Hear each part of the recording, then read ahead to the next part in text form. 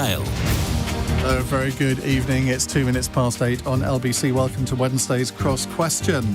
On the panel with me, we have Joe Gideon, Conservative MP for Stoke-on-Trent Central.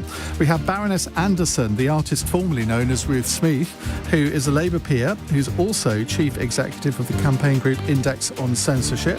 Ajmal Masroor, good friend of the programme, Imam and broadcaster. And making his debut tonight, Angus Parsad-Wyatt, who's Chief Executive of ConservativeHome and a Conservative local councillor in Hertfordshire. Well, so much to talk about tonight. 0345 6060 973 is the number if you'd like to ask our panel a question. You can text 84850. Say, Alexa, send a comment to LBC, and you can watch us on Global Player. Quite like to have a little discussion about the by-elections that are taking place tomorrow. Of course, you'll be able to listen to me from 1 o'clock on Friday morning for the LBC by-election results special. Jackie Smith will be joining me, among many others. The inflation rate has fallen. What impact is that going to have on the economy? Rishi Sunak's 5 pledges are apparently back on track. That's what it says here. Are they? And Tory MPs have hit out at Coutts Bank over its reasons for closing Nigel Farage's bank account. And Just Stop Oil campaigners compare oil and gas companies to a leading Nazi. That's nice of them, isn't it? 0345 6060 973. Call 0345 6060 973. Tweet at LBC. Text 84850. Cross Question with Iain Dale. This is LBC. James in Chelsea has our first question. James, hello. Hi, good evening, Ian. Good evening, panel.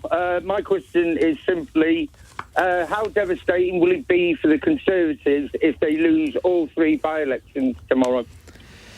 Well, I want you all to give me a prediction on each of the by-elections to start off your answers, and then answer James's question. Joe? Well, I'm not going to give you a prediction because I think it's up to people to make their decisions today, isn't it? But what I will say is it's midterm. It's a tough one in all 3 by-elections. And clearly, you know, the challenge is that by-elections happened for a reason that people maybe think, you know, it shouldn't have happened. And so for that reason alone, I think it's going to be tough. Well, 2 of the seats have got a Tory majority of 20,000 or thereabouts, so it shouldn't be that difficult, should it? I mean, we all know by-elections are never a predictor of what comes next. You know, there'll be people who will stay at home because they just don't think there should have been a by-election, and there'll be people who want to sort of send a message, but come a general election, they may well vote differently, so I wouldn't like to predict. OK, well, to James's question, how devastating would it be if the Conservatives lost all 3? Well, it could be massively disappointing. Devastating, I think no, because, you know, this is a moment in time, and, you know, clearly we're seeing Rishi is managing to sort of get inflation down, and some of the key things that need to happen are starting to happen. So, you know, we're on the right trajectory, but I think it's tough at this moment in time. Ruth? I think the idea that it would be tough to hold seats that had a 20,000 majority, that one, Uxbridge, the Labour Party, hasn't won since 1966. That's only got 7,000, so but Labour ought to win that. But we've not held the seats ever, well, since 1966. Selby and Ainsley, we've never held. And in fact, we would need an 18% swing. It would be the second largest swing that the Labour Party's achieved outside of government. It would be an extraordinary achievement. As far as I know from people on the ground, all of these elections are still very, very close, given the scale of what we've got to overcome. That's no surprise. But if I were, I mean, not Joe, because Joe, you know, for hands up, Joe's actually my member of parliament. Because of course you used to represent a Stoke seat, didn't you? I did. I represented the neighbouring seat, and now I live in Joe's seat.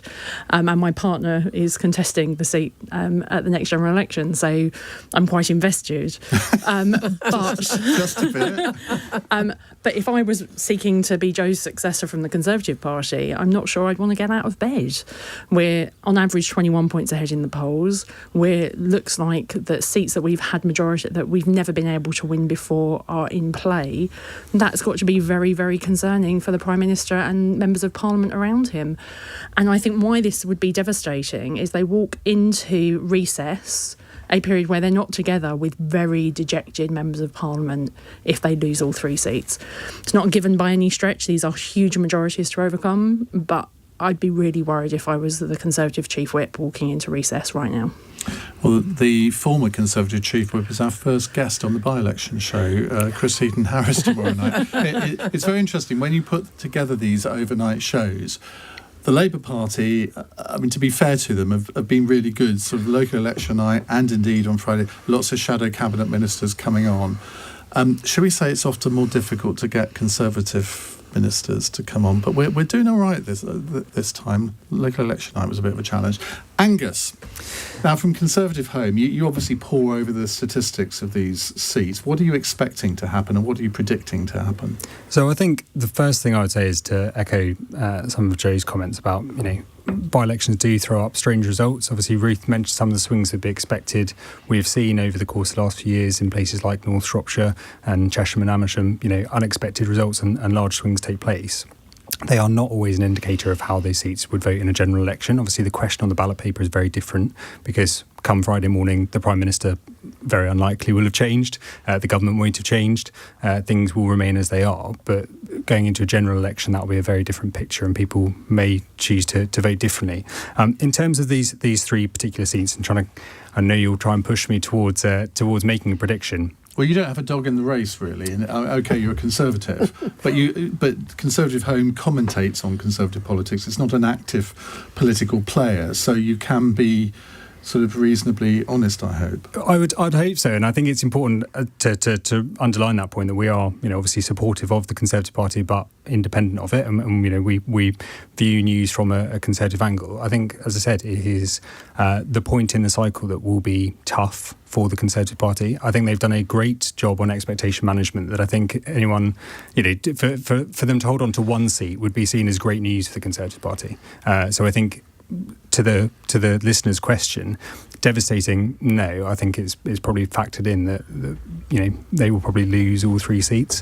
The caveat. Do you think they will? The caveat I'd put on this is, so Lord Ashcroft, who's the proprietor of ConservativeHome, he did some polling. He's done 2 sets of polling. One poll back in June before Boris actually resigned, which looked at polling in Uxbridge and suggested that if Boris Johnson was the candidate in a hypothetical by-election, he could win it.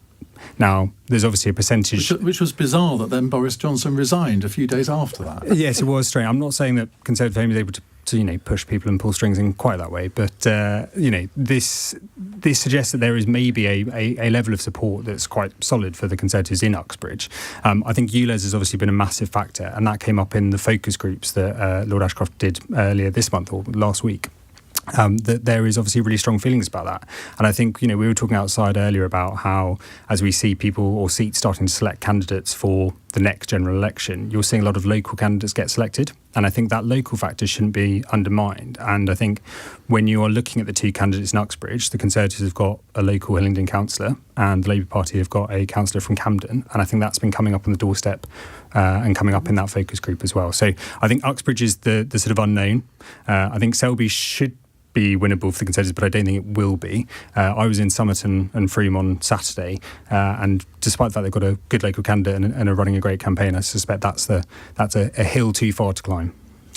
Ajmal Masroor, I mean, again, you don't have a dog in this fight. You can look at it from a sort of a lofty ivory tower. Are you as fascinated by by-elections as those of us in the Westminster bubble? Especially being an Imam, I think I can occupy the lofty tower from a bit further up. Yeah, probably up in the sky. So, premonition I think it's going to be 1-1-1. That's exactly my prediction too. Yeah, so I'm feeling that. How do I think about by-election? I think the Uxbridge by-election is 2 years overdue. Should have happened a long time ago. Remember last question I had with you, where this absolutely hilarious... They all merge into one for me, we had this hilarious conversation about Boris Johnson's fate. And I said, let me see if God is speaking to me. And I said, yes, he's going to go very soon. And obviously I had to wait 2 years or 1 year before he left. By-election is also an indication of where the country's communities or population's pulse is. And this indicates where we are all together very frustrated with the onslaught on our public services, on our basic trust in politics and politicians, sleaze, corruption, all sorts. Really exhausted. I feel battered. I feel flawed. And many people I speak to in my congregation say the same thing. They say, do we really want to vote anymore? We don't trust people anymore. So I think these by-elections would hopefully... So the stay-at-home vote could be quite important in each of these by-elections. And I was listening to this conversation on LBC, and a lot of people were talking about how they should be, and they would be tactically voting. They're calling on the Labour Party to not contest as vigorously in areas where Lib Dem could win. And the idea is to get the Tories out. That's the common theme that I was listening from public. So I think overall, what's written on the wall, how do we get Tories out? Because people are frustrated over the last 12, 13 years of what's happened. Rishi Sunak, unfortunately, is going to be the fall guy because he's the Prime Minister. He was not even elected as the Prime Minister as far as we're concerned, so we had no say over him. Fair enough, he's the first Asian ethnic background, and I can't be disloyal to my ethnicity. I'm also Asian. But that's not how I support politics. I support politics based on credential, what they have got to offer the country. I don't feel excited by Rishi Sunak at all. He's as... Keir Starmer makes you feel really excited. Well, I can't say he does, unfortunately. So what alternative and do we have? Davey, I mean, what can you say? Well, look, Ian, I can't be... there is a word that you guys use in the media if I say things against them and they sue you. You can't libel them, so I'm not going to go down that route. I think to say someone that is charismatically challenged is not particularly libelous. I think all three of them are fantastic, but not fantastic enough for my vote at the moment. And I think So if there was an election tomorrow, you wouldn't vote? I would vote because I feel morally obliged to vote.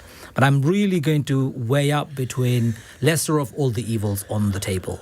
And that's not a very good place to be politically. Do you think most people do that, though? They tend to vote against something rather than for. I think, in a sense, that's why the Conservatives got a big majority at the last election. And a lot of people were voting Conservative to keep Jeremy Corbyn out. Which is the problem. I think we should try and see if we can change that culture by having more open and honest conversation, by saying people should vote for something rather than against. Against is very self-destructive. That's why we are where we are today. I hope that we have a more mature outcome when it comes to this election. People should not vote because it's a knee-jerk reaction. They should think through. And the candidates that are offering the best possible future for our country.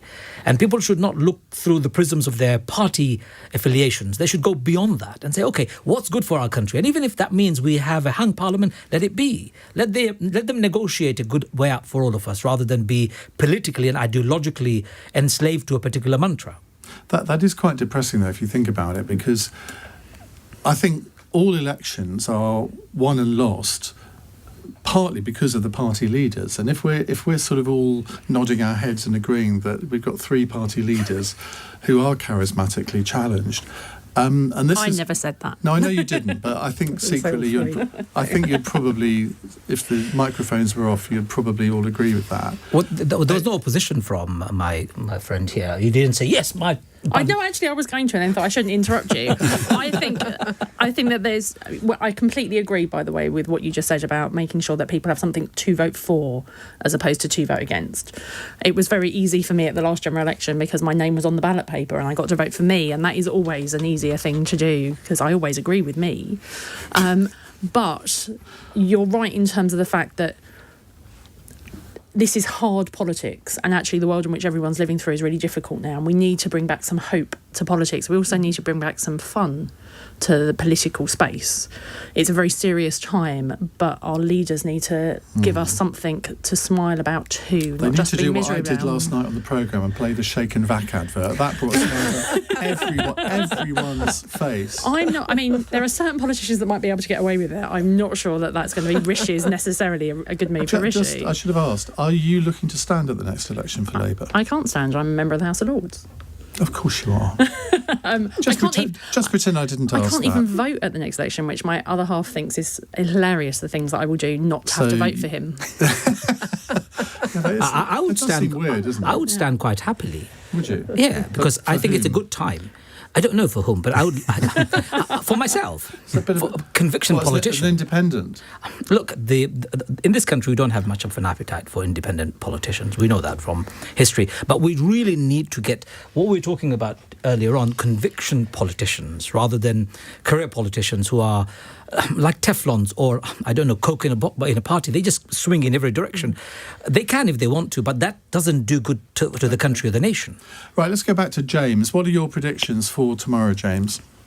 I think they'll lose 2 and keep Uxbridge, because I think the ULEZ is going to be a big player in Uxbridge. You know what I mean, with the ULEZ possibly coming into that area. I think that's going to be a big sort of hurdle for... Yeah. Listen, we're going to have a longer discussion on the by-elections after 9 o'clock, so do stay tuned for that. And as I say, tomorrow, well, it's not tomorrow, it's actually Friday morning from 1 a.m.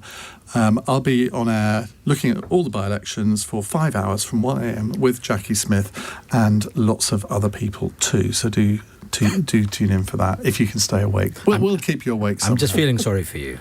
No, don't feel sorry for me. Why would you stay awake? I love it. Well, I better stay awake, hadn't I? 17 minutes past 8. This is LBC.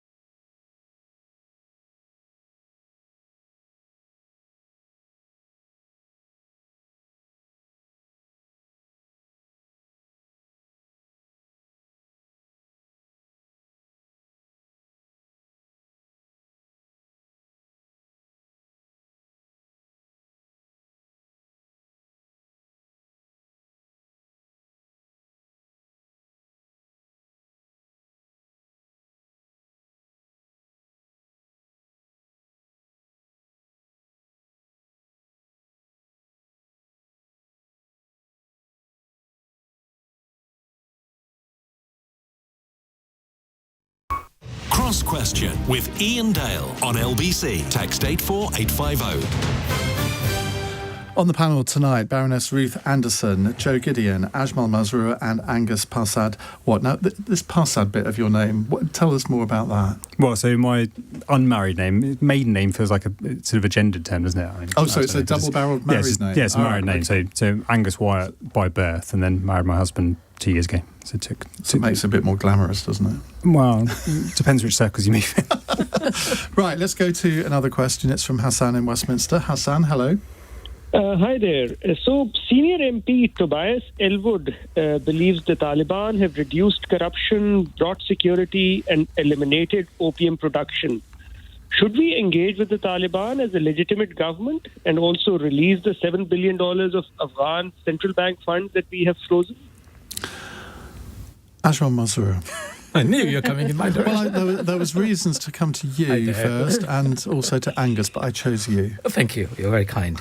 Firstly, I have never supported Taliban. Well, I'm glad we've got that out of the way. Ideologically, I remember when they were in power last time, I was very...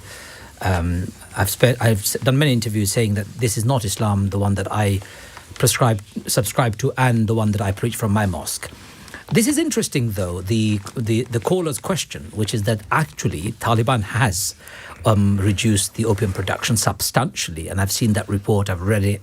How they've done it is obviously something that we need to look. America and Britain bombed Afghanistan for 20 years in order to get rid of Taliban, only to give Taliban power back, and then day after day being proven that their policies were not working locally, were not welcome locally, and it was very destructive. Opium production went through the roof. So what is it that Taliban have done that has made substantial reduction in the opium production? That's one thing. But then also Taliban has done other things that has caused a major problem within the country. Education of women, many other things that they're doing, which really is bizarre, to say the least. I have friends who have spoken to the education minister in Taliban saying, why are you doing this? This is not Islamic. This has nothing to do with Islam. We've got to separate Afghani local culture from the global Islamic culture. While Islam says these kind of practices should not be tolerated, local Afghani culture is very different. It's very strongly dominated by men, and women should obviously stay at home as far as they're concerned, not to be going into these kind of places of education, etc. Even if I scream from the rooftop or minaret top and say what you're doing is Islamic, they will not listen. And we've got to really look at the sufferings of Afghanistan and Afghani people at the back of it all. Our policies have failed. Our invasions have failed. Our bombings have failed. Subjugation of Afghani people have been proven to have been absolutely grotesque in every way possible. If Taliban is going to bring some sort of normality, and they're now the government, isn't it possible that we should start discussions and negotiations? And other nations are doing it. We did it with our IRA. We're doing it with other people that we don't like. For example, Saudi government breaks all human rights records, left, right and centre. We sell them arms. We are in cahoot with many other Middle Eastern governments who do more evil things than Taliban have done. So for the sake of politics and for the sake of the people of Afghanistan, since Taliban is in power, I believe we should negotiate with them. We should start discussions with them. We should relieve and release the money that people of Taliban rightly have access or rightly have their ownership to, and support them in growing. Maybe one day they will fall flat on their face and people will vote them out. But until then, we can't be going around, and our failed policies have shown we cannot implement it, and that is to impose a regime on a people. Well, we can isolate them. What good would that do?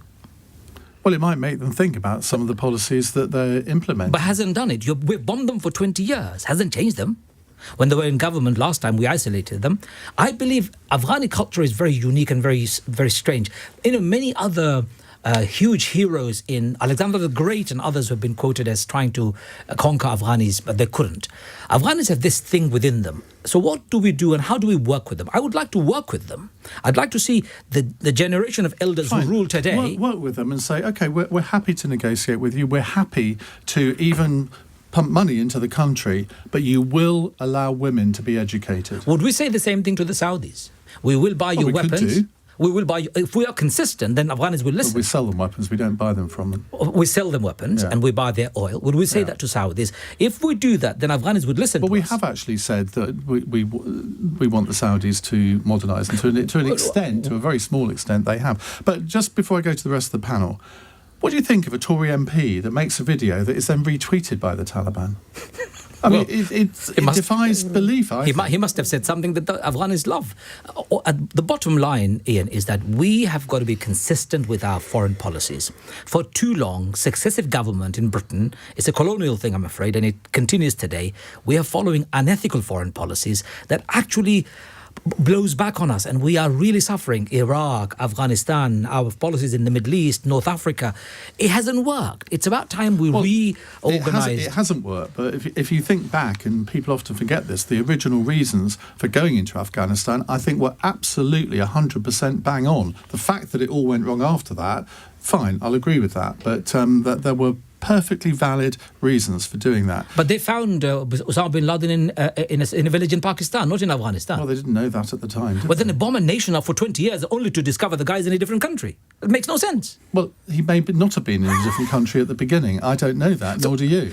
So we're assuming. But on the basis of Al-Qaeda were based in Afghanistan at the time. Al-Qaeda bombed the Twin Towers. And if you're seriously telling me that George Bush, as President of the United States, should have shrugged his shoulders borders and not taken any action against Al Qaeda, we're going to disagree on that. But didn't we take the action in Iraq because of that? Iraq is a different story. That was illegal, right? I'm not sure it was illegal. I think it was unwise in retrospect. But anyway, we can't rehearse the whole of the Middle East politics over the last 20 years. That's true. Ruth? I'm going to very much disagree, I'm sorry.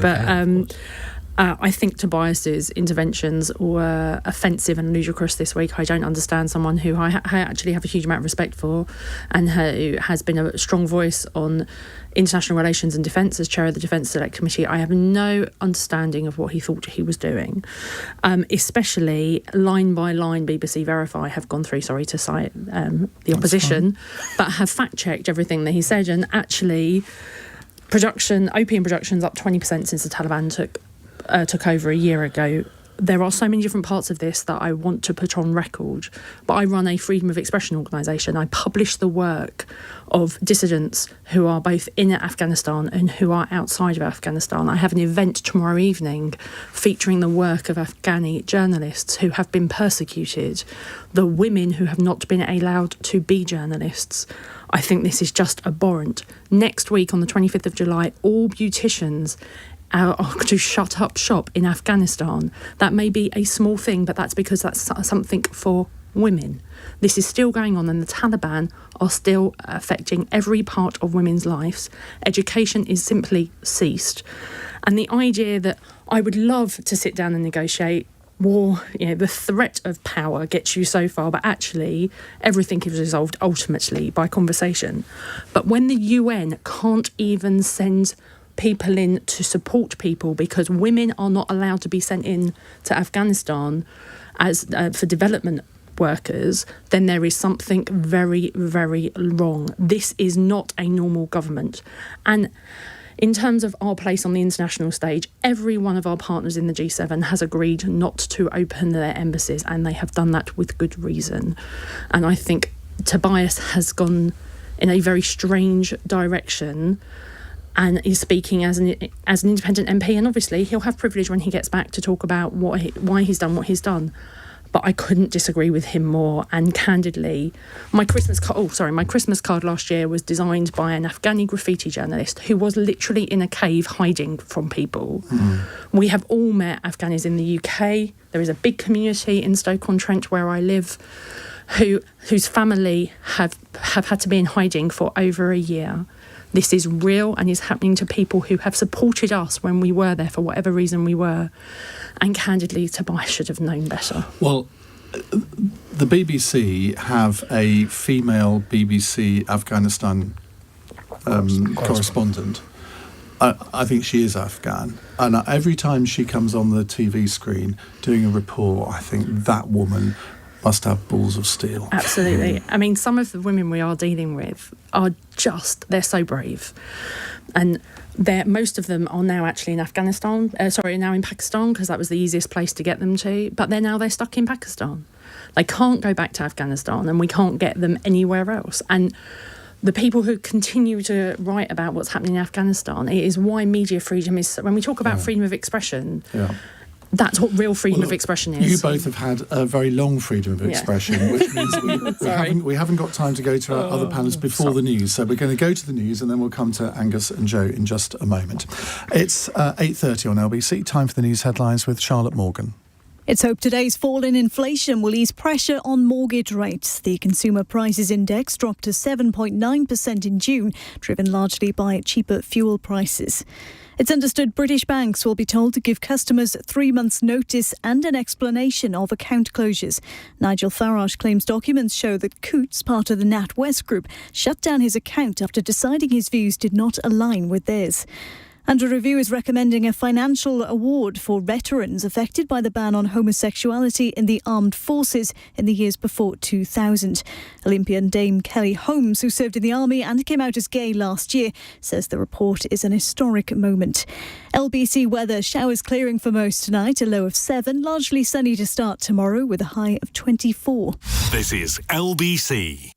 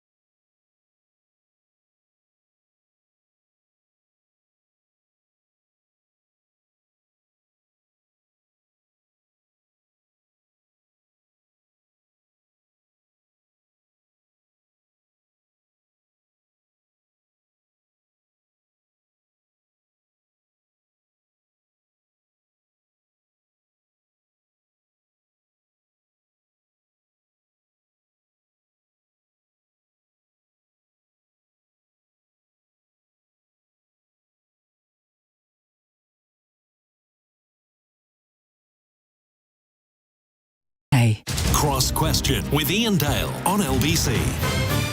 We're talking about Tobias Ellwood's visit to Afghanistan, where he's tweeted a video.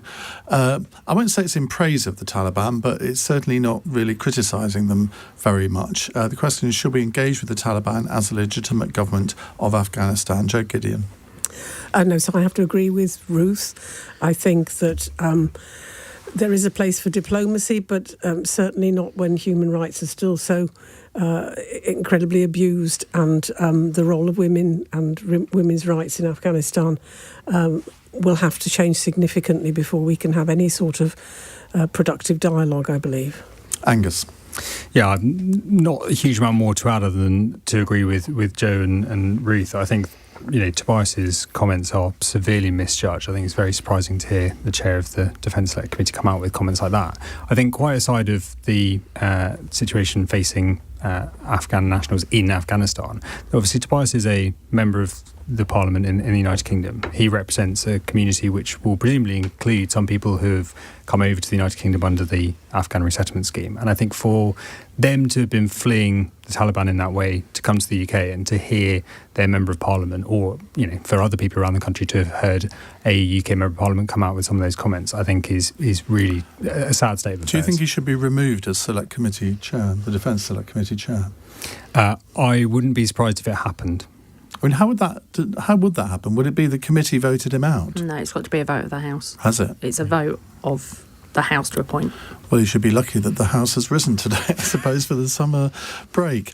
Hassan, thank you very much for that. Now, a text question from Simon in Montrose. Do you think Keir Starmer will do a U-turn on the two-child cap for child benefit during PMQs today? Rishi Sunak said he welcomes Keir Starmer's newfound support for our policy. The latest U-turn, isn't it? Do you think there'll be another one, Ruth?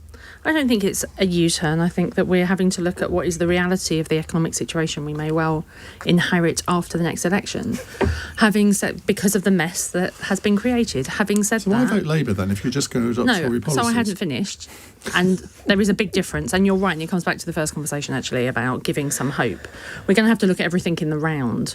We're going to have to look at about a package of support for to beat child poverty. And all you've got to do is look at our record in government. When the Labour Party was last in government, we halved child poverty because it's an important part of our value set. So, but this policy increases it? Well, this policy was an abhorrent policy that I voted against when I was Member of Parliament. So it's not like I would be supportive of it. However, we've got our National Policy Forum and the first steps to our manifesto happening this weekend. And that has to be a level of pragmatism about it, and about making sure that every policy that we're bringing in, most of which actually are tangible policies for families, will have to be looked at in the round, and that will now be part of the conversation, and that has to be the case. This is becoming like Animal Farm, isn't it? They looked from man to beast and beast to man and couldn't tell the bloody difference. Well, obviously, I think that's complete nonsense. Keir Starmer has, even over the last 4 years, I don't think anyone could have foreseen the mess that the Conservative Party were going to get the economy into and what we might inherit. We still don't know what the state of the economy is going to be, but what we do know is that growth has flatlined, that inflation is still ludicrously high, and interest rates are through the roof. And while I see someone shaking their head at me, the reality is that in comparison to other G7 economies, we are performing worse than all the others. So on that basis, there is a huge deal of reckoning we're going to have to do. This is going to be a very difficult period of time, but we will do everything that we can to support people. Angus Parsad-Wyatt from ConservativeHome. Yeah, I mean, I'm shaking my head really slightly on the economic picture, which is... I think the sort of the position that Keir Starmer has put forward on the two-child policy and maintaining that, seemingly at odds with the majority of his party and members and voters, I think is the first step in the realisation of the Labour front bench that actually it's not easy governing. And I think a lot of the issues that the government today are facing and that the government after the next election will be facing are not necessarily all because of bad Tory policy, as Ruth and others in the Labour Party like to point out. But we went through an unprecedented pandemic. The Conservative Party in government were extremely generous in the support that they handed out through furlough and other schemes, and eventually that money has to be paid back, and that pushed inflation up to an extent. On top of that, you had the war in Ukraine, which also pushed up energy bills and food prices as well. And I think if you look at governments around the world, of all parties and persuasions and wings of political factions, I think you will see that this is just a challenging time to be in government. And I suspect the Labour Party is slowly starting to come to the realisation that winning the next election may not be all it's cracked up to be. But Ajmal, this comes back to your previous point, doesn't it? Where if people are almost willing to stay at home and not vote, political parties have got to give them a reason to vote. And if the opposition just sounds like parroting the same policies as the government, then people again think, well, what's the point? They're all the same. There's no clear red water between the Tories and the red water deliberately, because we expect there should be some sort of a left-wing programme. It doesn't have to be extreme left like we saw in the previous leadership. It can be centre-left. Tony Blair's time, I don't like Tony Blair particularly, but there was a programme that excited the community and the country, and people came out to vote. Don't say that again, because Ruth gets very angry if you say you don't like Tony Blair. Oh, I'm really sorry. Yes, because I really love Tony. Oh, I'm so sorry to say. It's all right. I mean, I like it. That's very good. She comes out in hives. Oh. You've done my reputation no good. I also don't care. I think I have a very bad track record of talking against Tony Blair. I even called him a war criminal. But hey, I was in Parliament and he put his hand out, and I said, I don't shake hands with a person who's got blood on his hand. You didn't? I did. I said, I'm not shaking your hand. I think that's a terrible thing to do. I'm really sorry from a man of faith. Because you're a nice guy. I'm supposed to be, but not with murderers. I'm so sorry. I can't do it. You're supposed to have forgiveness. Yeah, but he hasn't asked for forgiveness. If he stood up on the podium and said, I'm really sorry, I've got it wrong, forgive me, well, I would look at him a bit differently. But he was arrogant, going around thinking a bit of samosa would win my vote. What does he think I am? Anyway, let's keep Tony Blair out of this discussion. It's 16 years since he left office, and we're still talking about him, which says a great deal. But it's 32 years since Margaret Thatcher left office, and everything is still her fault, apparently. I'm told. Joe? Yeah, can we talk about the two-child policy? And, so I was in the chamber this morning, and it was really interesting to watch the faces of the entire Labour group behind Keir when I think it was the SNP spokesman raised this. Clearly he doesn't have the support of his party. Clearly it's a very uncomfortable position to be in. But clearly they recognise that they can't do the things that they keep promising in opposition that they were going to do. Now they think that they'll actually have to deliver on them. So, we're seeing a lot of flip-flopping, as we call it, the policy changes, on the basis that promises that they made even 6 months ago now haven't been fully costed, and there is this mantra of everything's fully costed. Everything we've announced that I'm sorry, Joe. Everything we've announced this year has been fully costed. Sorry, yes. So people come out with statements. I was on another show with the Shadow Levelling Up Secretary, and he was talking about how terrible it was that local government had no money. And I said, so that's interesting. Would a Labour government give lots more money, lots more bigger settlements to local government? And he did the whole Shadow Levelling Up Secretary is a woman. Well, it was Alex Norris, and he called himself. Deputy. They announced him as that. But anyway, the point was that the promises that are made can't be paid by non-dom tax. That's been, I think, allocated about 3 times. About 20 times, I think. But Joe, you said that everything's been costed. Well, the 28 billion Green New Deal, that hadn't been costed because they've now retracted that. So what we've said is that when we announced that policy, which was one of the first things that was done under Keir, we're still committed to the 28 billion. It's just that we've said it will be delivered at some point in our first term. We won't be able to do it from year one because when we announced it, we weren't in this state of economic mess. We had not had the mini fiscal event that nearly crashed the economy. Interest rates had not gone up 13 times in 18 months. So that was a very, very different economic environment we'd inherited. And if you want us to say that the world has not changed and therefore we shouldn't change with it, then that isn't realistic politics, and we would be offering false hope to people. What we've got to give is a level of pragmatism and realism about what the world should look like next. And we have to give and which is why Keir Starmer's missions give an indication of where we are taking the country and where we want to take the country. Didn't you say there was no U-turn earlier on? I said the flip-flops things was nonsense. It's not a U, but it's also not a U-turn. That's what we call U-turn. No, yeah. No, But what I've just said is there's 2 parts to this. First of all, there has been no U-turn because we've made no commitment one way or the other since the last general election on that policy. But more than that, our manifesto process is confirmed this weekend. So there is no actual, outside of the commitments that we've made in the run-up, which have been very clear over the last year. There has not been a flip-flop this year.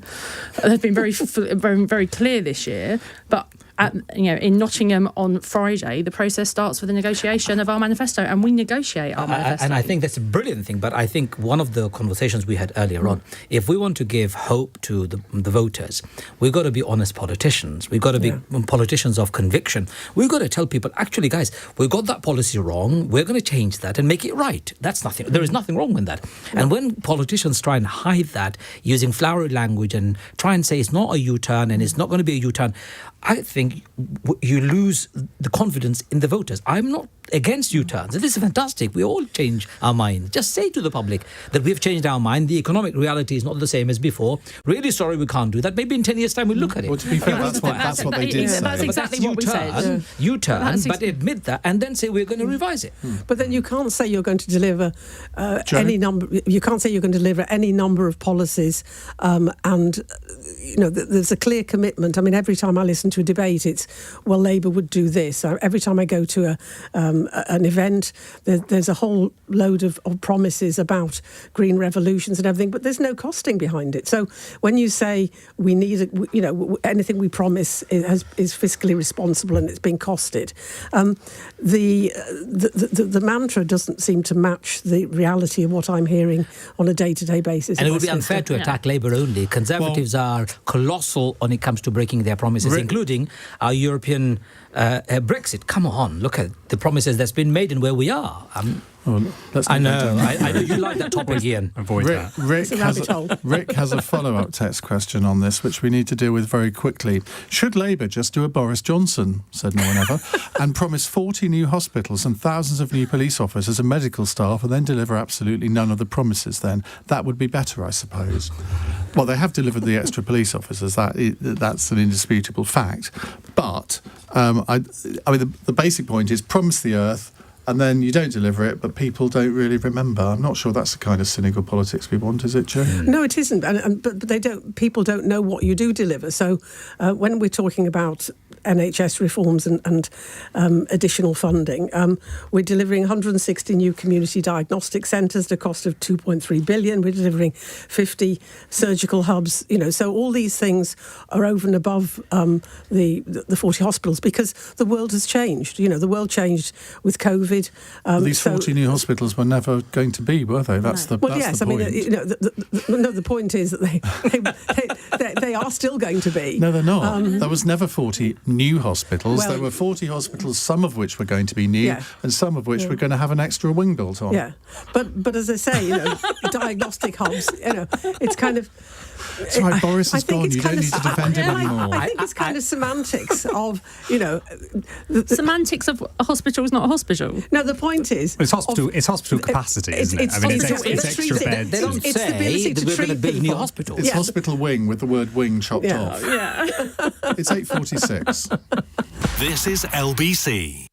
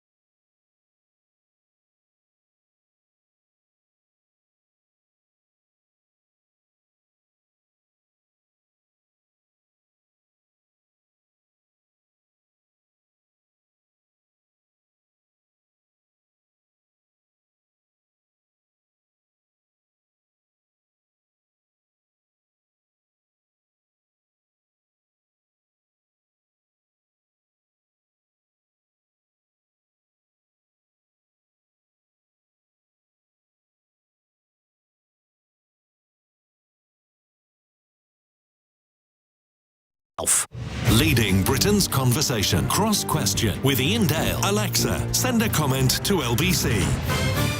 8:48, we have with us Ruth Anderson, formerly Ruth Smith MP, Joe Gideon, Conservative MP for Stoke-on-Trent Central, Ajmal Masroor and Angus Parsad-Wyatt. Right, let's go to an Alexa question from Nikki in Tunbridge Wells.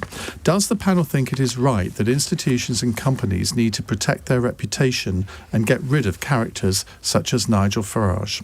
Angus. I think, I'm not the first person to line up to defend or agree with Nigel Farage on a number of topics, but I think the idea that companies can suddenly start determining on this basis. I mean, obviously, all companies are free to determine within the realms of protected characteristics and things who holds accounts to them and how they operate. I think it's incredibly unwise what Coutts seems to have done in this process.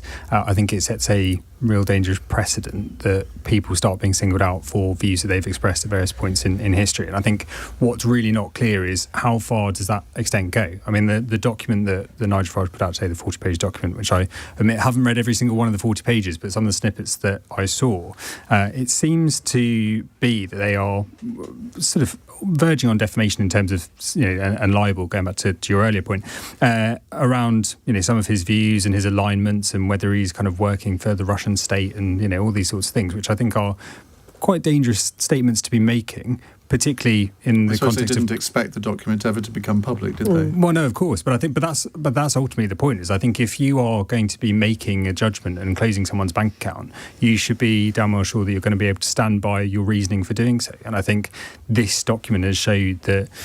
I think it's a bit of a weak case that Coutts put forward. Ajmal. Well, he's not the first one to have had his bank account closed, and unfortunately.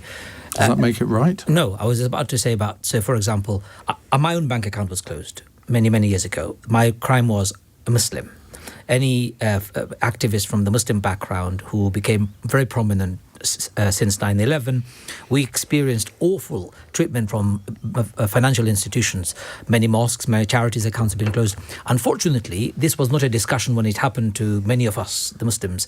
Now that it's happened to Nigel Farage, it's become a big issue. In some ways, that big issue is good for all of us, that we would now put those institutions to proper microscopic checks and say, why did you do that?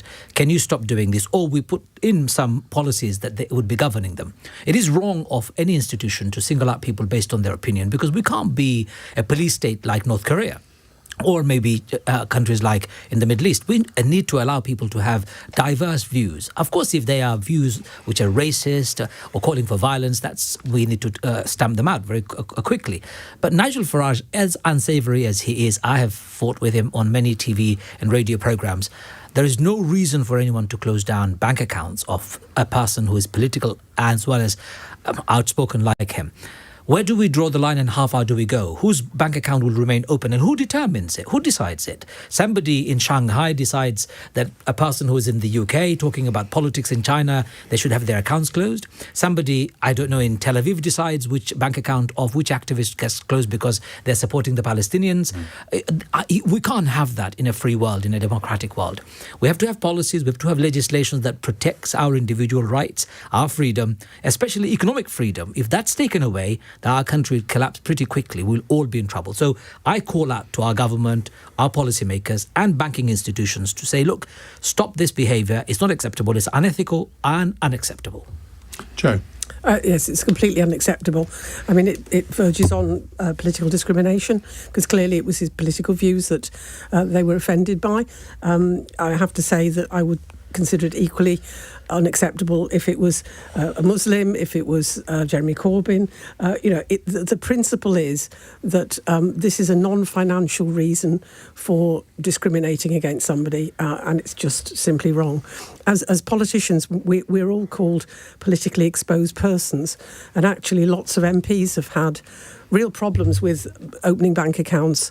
During COVID, I tried to open a bank account and was told that I couldn't do it online, and that no bank managers were available except in branch, and it was enormously difficult. So the whole situation around banking and politicians and politically active people, I think, needs looking at anyway.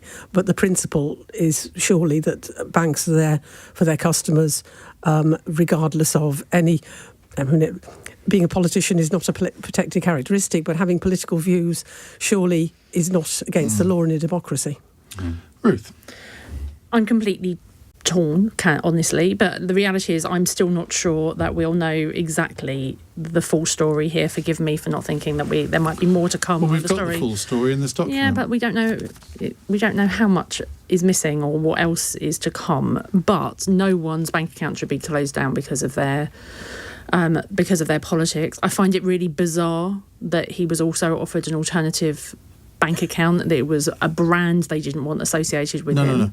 But only 3 days after it became out, absolutely. Came out. So, I mean, I think this is one of the misconceptions, that people seem to think he was offered that before he made the public statement. It wasn't. That's not the case. I just think that this is a very, very, very unpleasant, unpalatable situation, and we've had a series of campaign groups, we've had a series of people whose politics I don't agree with, and some whose politics I do agree with have faced very similar issues with lots of campaign groups have unfortunately faced this, and it's about time we had a proper conversation about it and about how we protect and who we protect, and you've just seen there was a debate about it in the House of Lords today, if anyone was watching the House of Lords today, and there are lots and lots of different examples, especially, as Joe just mentioned, also of elected politicians' children not being able to get bank accounts or credit cards because of their politically exposed because of who your father is or who your mother is. It's absurd. And people not being able to get mortgages because of who their parents are. My colleague had a call earlier today from somebody whose father was a Tory peer. Yeah. And they were denied a bank account because their father was a Tory peer. Yeah. And an organisation I was on the board of had their PayPal account suspended because I was politically exposed. Obviously, I was on the board. I have nothing to do with the day-to-day financial transactions. So there is an issue here that we need to look at in the round. I'm sure there's still more to come, though. But I think this is a challenge, though, isn't it, in terms of the impact on politicians' families as well, that in order to change that situation requires some form of legislation to go through the House.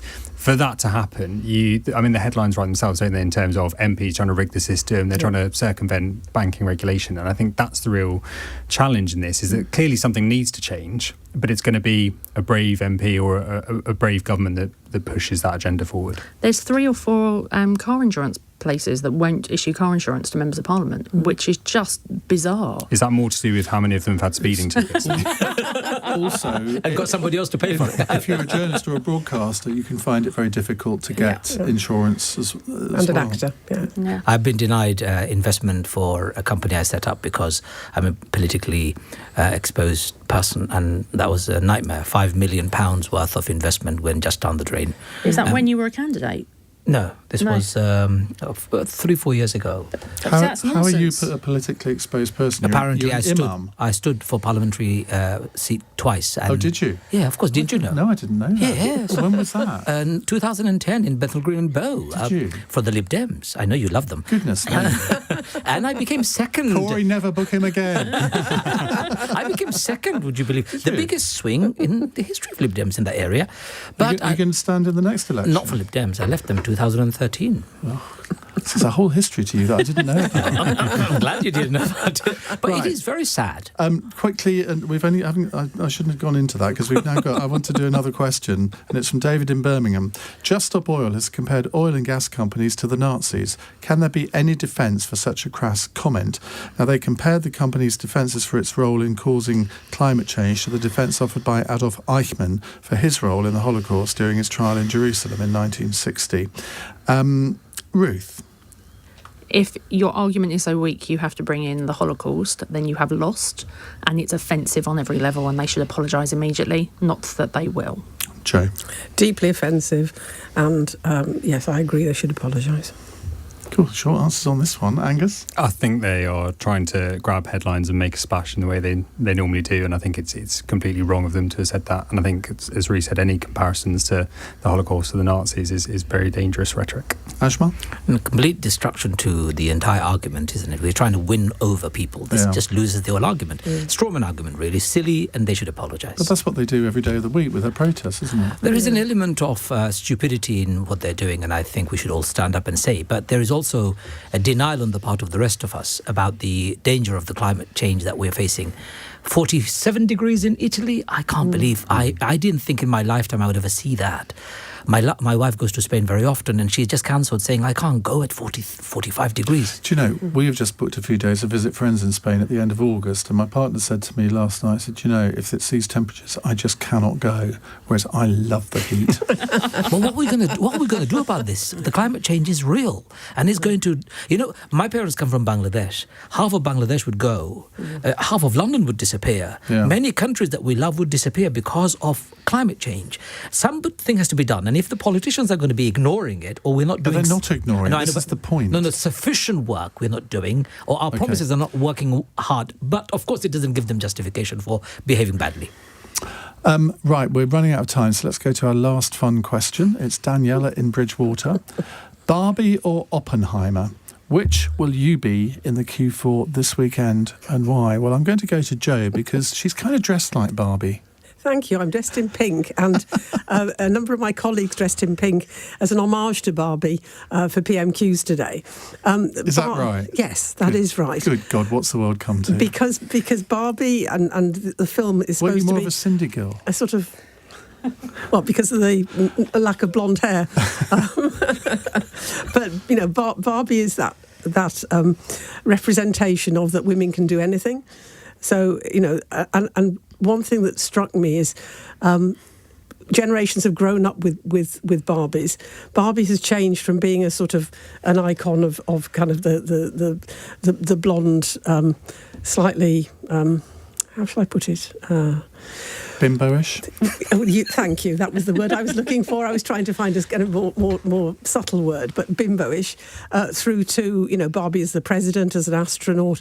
And it's that thing of, like, Legally Blonde, that it doesn't matter what you look like. It doesn't matter that you can look sort of feminine and bimbo-ish, but you can still be a president. And I think it's great that you've now got Barbie dolls with disabilities. So, they produce one with Down syndrome features, so that people felt included. So it has moved on enormously. A slightly longer answer than I was expecting. Sorry. Angus. I'll give you a short one word. Oppenheimer would be my choice. Ajmal. I've got this terrible lyric in my head. You put it in, didn't you? I'm a Barbie girl. But do you know? Do you know there is a Muslim twist one? Oh God, I'm a hijabi girl. So now think about it. I'm a hijabi girl. I mean, it works, right? So you're going to go and see Barbie then? I'm not sure. My daughter will kill me. Ruth, quickly. Very quickly, Oppenheimer, but Barbie's been banned in several countries. So for work, I'm going to have to watch Barbie too. You wouldn't catch me within a few miles of a cinema with that on. You would look very good in pink. Ruth. Less of the stereotypes, Ajmal, thank you. So sorry. Ruth, Jo, Ajmal and Angus, thank you very much for joining us. Now, we're going to return to one of the subjects that we talked about in Cross Question in just a moment. We're going to preview the 3 by-elections. We've got reporters in each of the seats. They'll be with us on Friday morning, giving us the results. They've been testing the political water, but I want to test the political temperature with you. I want your predictions. Do you think the Conservatives might lose all 3 seats? If not, why not? And what do you think the fallout would be if they did? Because normally, it's often